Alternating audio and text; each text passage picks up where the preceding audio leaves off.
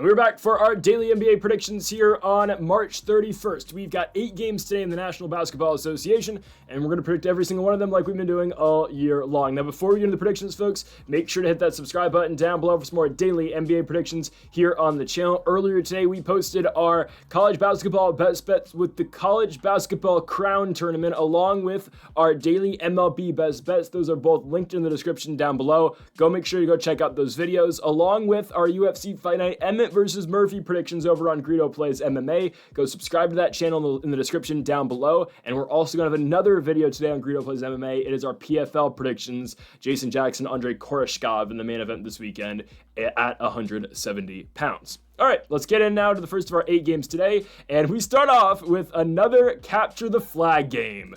The Charlotte Hornets take on the Utah Jazz. Guys, we're at this point of the year, and it's crazy. There's so many tanking teams. It is insane how many teams are just actively trying to tank right now. And here we go, the Jazz and the Hornets. I recommend to you, don't bet this basketball game, but if you are, bet the Charlotte Hornets. I don't know why the Hornets are underdogs at home. I don't get it. I get it, LaMelo Ball's out. Likely no Mark Williams tonight. Miles Bridges is playing, and guys, the Jazz want to lose. The Jazz understand how big of a game this is, because if they beat the Hornets tonight and they win one more game for the rest of the season, they screw themselves out of the best odds to get the number 1 pick, because right now they're tied for the best odds to get the number 1 pick with the Wizards. If they win 2 more games and tie the Hornets, they could then have the 3rd best odds. They don't want that. They want to lose in Charlotte. Additionally, the guys who are actually trying to win the basketball game, the Hornets are playing at home. Yeah, the Jazz on paper are the better basketball team, but we look right now, Utah's lineup. Walker Kessler has already been ruled out of this game. He's going to have competition reconditioning. He hasn't been hurt in like 4 months. Lauri Markkanen's out with a knee injury. They already ruled Clarkson out for the rest of the year, and Colin Sexton's questionable. That means he's not playing either. So the Jazz are playing, literally, they're trying to lose. They're going to play Collier, probably Johnny Juzang, Cody Williams, KJ Martin, Kyle Filipowski. And I know, what are the Hornets starting tonight?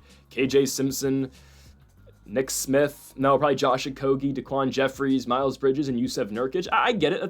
That's not a great lineup. I completely understand, but they're at home. The Jazz are trying to lose, and the Jazz arguably suck more than the Hornets do. I get both these teams haven't won a game in a while. Charlotte's last win came on March 20th against the New York Knicks, and for the Utah Jazz, their last victory came on March 19th against the Wizards. I'm taking the Charlotte Hornets at home. Who wants to win less? It's definitely the Utah Jazz. The Charlotte Hornets will pick up the victory, and we get straight money line here. I wouldn't bet it personally, but if you want to watch this basketball game, yeah, the Hornets does feel like a good bet for this game.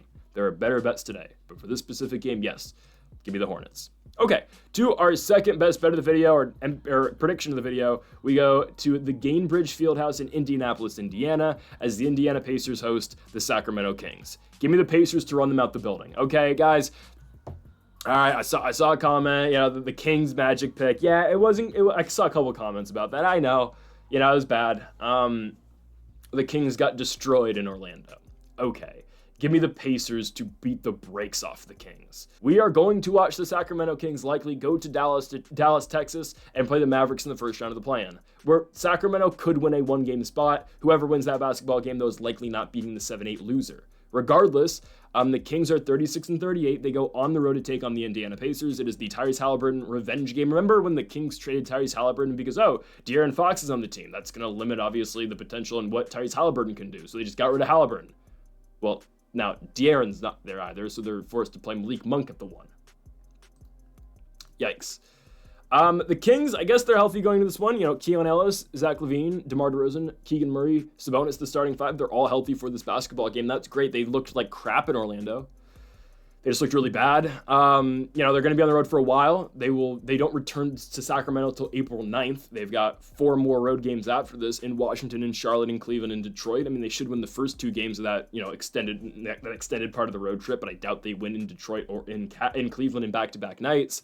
They're going to lose in Indiana tonight. I mean, you don't need me to tell you that. The Pacers are the better basketball team. The Kings are just the light version of what the Pacers are. Let's just be honest. They're just the not as good version. They try to run really quick. They try to put up quick shots. The Pacers do everything the Kings do, but way more efficiently and just better. I like the Pacers way more. We know we're going to get out of Tyrese Halliburton, who's continued to come on as the season's gone on. Aaron Nesmith is doing a solid job with the three. Pascal Siakam, we know how great he is all-star this season. And the Pacers right now, 12 games over 500, 43-41. They are pretty much locked into the 4th seed, likely with a date in the playoffs against the Detroit Pistons. It is the Malice series, which should be great in the first round. Pacers in 5, but still, give me the Pacers to run right through the Kings. The Kings won't stand a chance in Indiana. Give me the Pacers to win and cover the spread as well. We are going Indiana -5.5 here at home. We go to our third game of the day. We go to Orlando, Florida. The Los Angeles Clippers continue their road trip in Orlando against the Magic. I'm taking the Magic. Yeah, I'm taking the Magic here. The Clippers just played yesterday. They played a tightly contested game. We got that game right on the button, right? Cavaliers victory. Clippers cover the spread. Norman Powell with his best game since the injury, 34 points in an unsuccessful effort in Cleveland. I'm now taking the Clippers to lose. Now, I expect Kawhi Leonard to play tonight. He didn't play yesterday against the Cavaliers. I expect, again, he didn't play the first half of a back-to-back. He'll likely play this game. That's great. I'm still taking the Magic, right? Orlando has now won 4 of 5. The Mavericks game, I will say right now, is an outlier. Again, Dallas is better with Anthony Davis, don't get me wrong.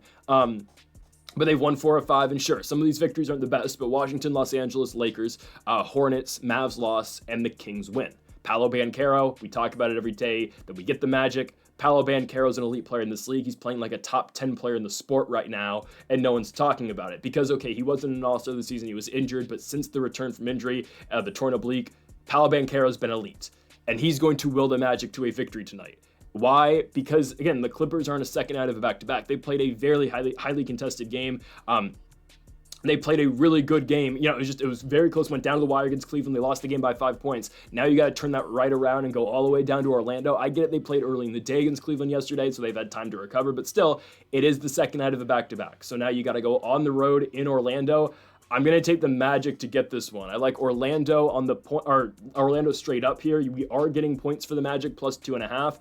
But at the same time, just give me the money line, +120 for Orlando. They're fairly healthy going into this game. This marks the first half of a back-to-back for them. Cole Anthony is questionable, so we'll see who starts at point, because obviously, right, Jalen Suggs out for the season, so if no Cole Anthony probably means Anthony Black's in the starting lineup. But that doesn't matter, right? Franz Wagner, Paolo Banchero, we know what we're going to get. This team will continue to get better if Kentavious Caldwell-Pope can start hitting his threes. It has been better in the last 10 games because, man, he was rough to start the season. Or really just for the first half of the year. So if KCP can continue to get his shot down, especially in the corner, the team's going to only continue to evolve. And I like the Magic right now. I think they're going to beat the Clippers. Los Angeles on a second out of a back-to-back. We're taking Orlando to win, +120. You can keep your points. To our fourth game of the day, and we go to the nation's capital, Washington, D.C., for the Washington Wizards and the Miami Heat.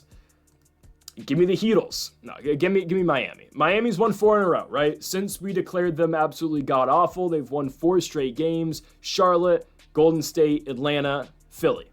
Given I said they were going to win 3 out of those 4 games, so I'll give myself a pat on the back there. They're taking on the Wizards tonight. The Heat are going through their very easy schedule right now before it ramps back up, because Wednesday they're in Boston, they get the Grizzlies on Thursday, Milwaukee on Saturday, and they close the year with Philly, Chicago, New Orleans, Washington. So honestly, the Heat are putting themselves, or their schedule's putting them right now in a really good position to potentially get that 9-10 game at home against the Chicago Bulls. Now, we know how hot the Bulls are, but at the same time, the Bulls today have to play the Oklahoma City Thunder. We'll get to that in a little bit. Miami should run right through Washington. They should. And I'm taking them to cover the 8.5 points too. They are 8.5 point road favorites, and sure, that's fine. The Wizards played a very competitive game yesterday, or 2 days ago, against the Brooklyn Nets. They lost it by 3 points. We all know about what happened on Thursday against the Indiana Pacers, where the Pacers scored 162 points in regulation. But the Heat are actually playing for something the Wizards aren't. Now, Jordan Poole's playing, Bub Carrington's playing, but no Chris Middleton tonight, no Keyshawn George, and no Malcolm Brogdon as well. I guess Marcus Smart's back in the lineup, which is surprising. I thought they just shut him down for the season. But yes, Smart is back in the lineup. Who knows if he's starting, because Bub Carrington has been doing a solid job for Washington in the starting lineup right now. And for the Heat, I mean, they're getting hot at the right time, right? Tyler Hero had a good game the other night. Bam Adebayo's always performing well. No Andrew Wiggins tonight. He's out with a hamstring injury, so that sucks. So filling his role at the small forward position today is likely Hayward Highsmith, and I assume Alec Burks is going to be starting at the 2 with Duncan Robinson out as well. But as long as Hero and Bam are playing, and also Khalil Ware, who we know is really great, the rookie out of Indiana, I feel more than confident with the Heat's ability to go on the road and beat this lowly Washington Wizards team. And at the same time, yes, I expect them to cover the 8.5 points. Miami's playing with a little bit of fire now. They are 8 games under 500, but they're playing with some fire. They're ramping up for the play-in, and they got to look at the standings too and be like, all right, if we really can make a push, potentially we can get the 8 seed. Very least, we don't want to play that 9-10 game on the road in Chicago or I guess Orlando. So Miami's trying to win this game, and I think they're going to go on the road and run right through Washington. I think Adebayo is a big night, even with Sarr on him, yes, and I expect Tyler Hero to continue to play the way that he's been doing. So I'm going to take the Miami Heat to go on the road and cover the 8.5 points against the Washington Wizards. To our 5th game of the day, and we go to Memphis, Tennessee. The Memphis Grizzlies take on the Boston Celtics. It's the first half of a back-to-back on TNT, and we're taking the Celtics to go to Memphis and win. Now, the Grizzlies, with a good effort against the Lakers, right? They fell behind 25 points in the second quarter to Los Angeles. They end up taking the lead on multiple occasions in the third and fourth quarter, but ultimately, LeBron, Luka, and Austin Reeves, the big three in Los Angeles, pull away from the Grizzlies in a matchup that we're probably going to see in the first round of the playoffs. But if the Grizzlies keep losing, there's a potential that that could be the Warriors or the Timberwolves. As a Lakers fan, I kind of want the Grizzlies. I'm just going to be honest. I'd rather have the Grizzlies than the Warriors, Timberwolves. I don't care about the Clippers. You can give me the Clippers. Well, don't get me wrong. I think the Lakers beat all these teams. But, I think the Grizzlies are probably the best matchup. But who cares, right? Who cares? The Celtics are great. We know that. I don't need to tell you how good the Celtics are. They're on an 8-game winning streak. I don't think it ends tonight. Okay, I don't think it does. Boston, they still have that outside chance of potentially catching the Cleveland Cavaliers. Jaylen Brown is questionable tonight, but other than that, right, White, Holiday, Tatum, Porzingis, all healthy in the lineup tonight for Boston. For the Grizzlies, John Morant is back, and he's going to be playing tonight, but there's still that uncertainty around there. Well, we know what their coaching situation now, obviously, is with Taylor Jenkins being fired, but it's just a whole new dynamic with the Grizzlies. They involved Zach Edey a lot more in their scheme against the Lakers, right? Edey was getting the ball a lot down low. They were running pick and rolls with Ja and Edey. That's what they need to do, and that's ultimately what's going to make the Grizzlies better. I think that was a big criticism of Taylor Jenkins, was that, okay, they weren't doing stuff like that. So I understand, but, that being incorporated with 10 games left in the regular season is very tough, and I think the Grizzlies are going to suffer. I don't think their schedule's that difficult past Boston, right? No, I mean, they get Golden State and Miami, but yeah, they get Detroit, and we'll see.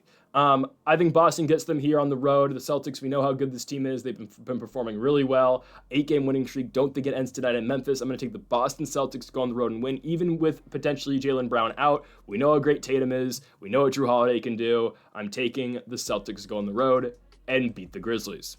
To our next game, we go to Oklahoma City for the OKC Thunder and the Chicago Bulls.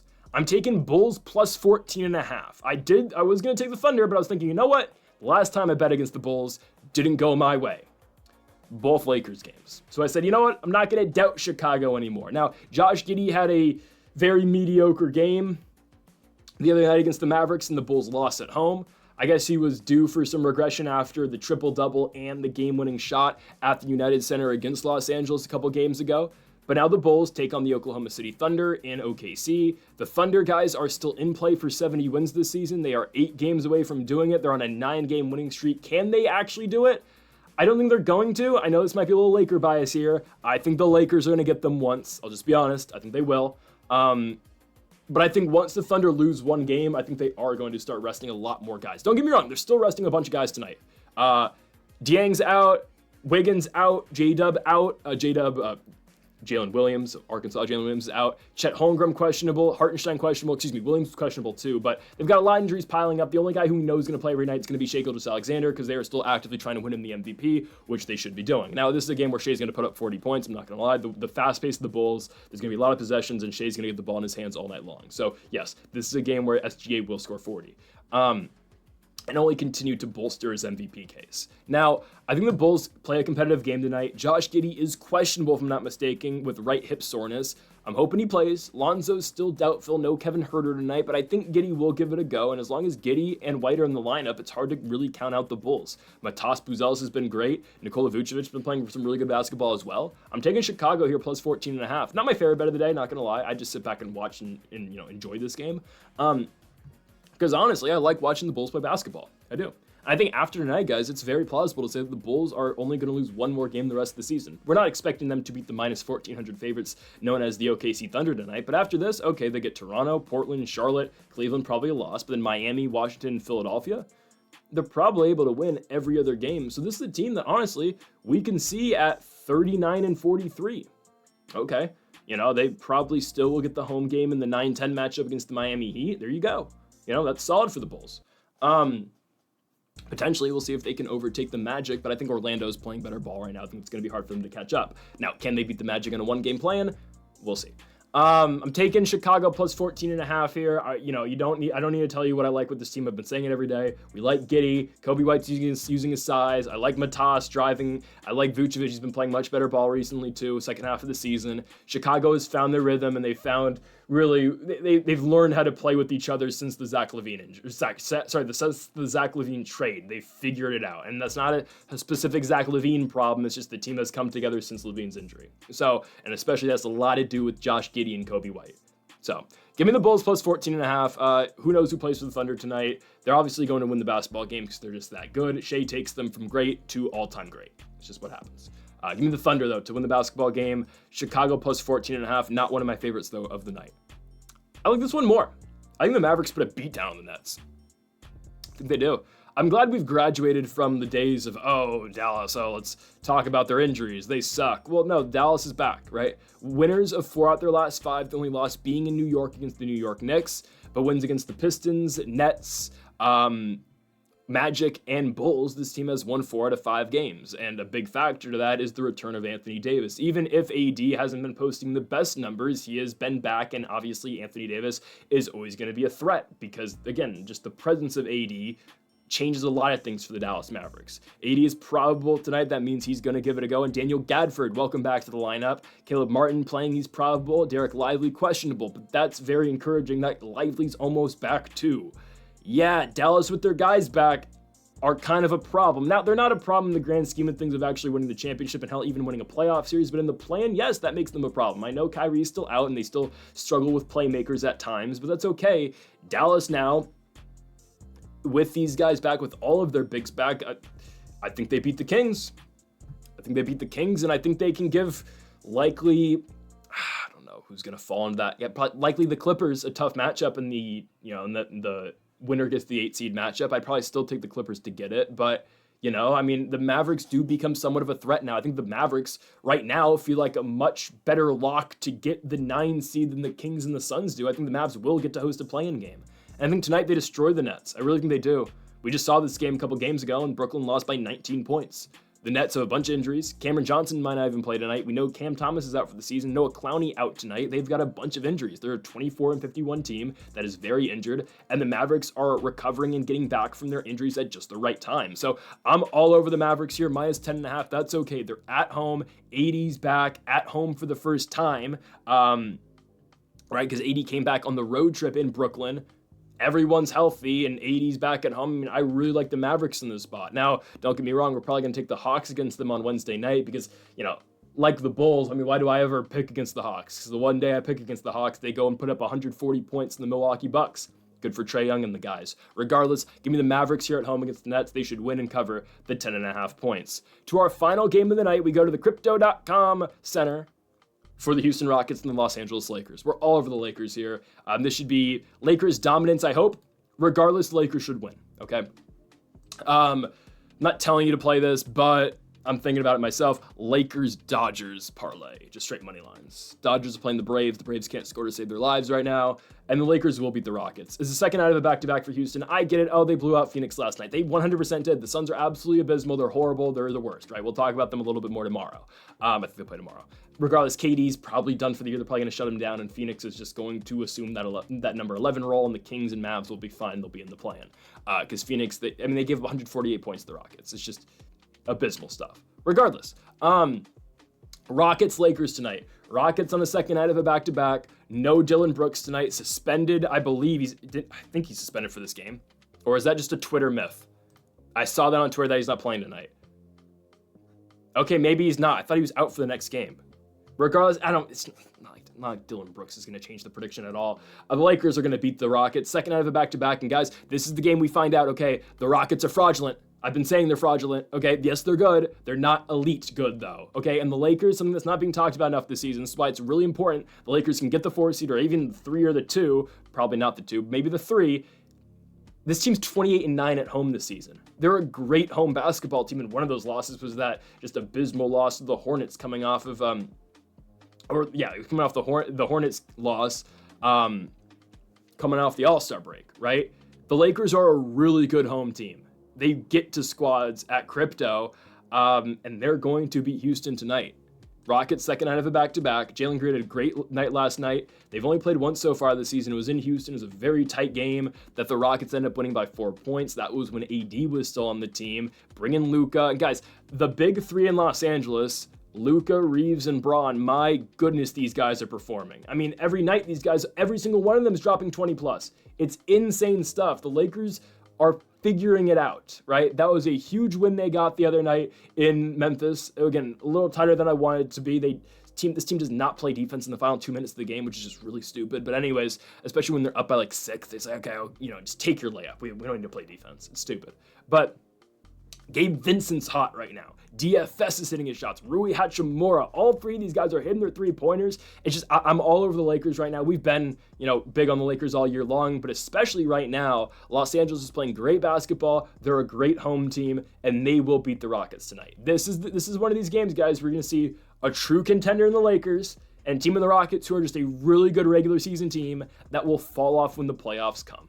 I'm serious. If the Rockets are the 2 seed, guys, and they get Golden State or Minnesota in the first round, I'd feel better about the Rockets in a Timberwolves series. But if they get the Warriors in the first round, Golden State has historically always owned the Rockets over the last 10 years.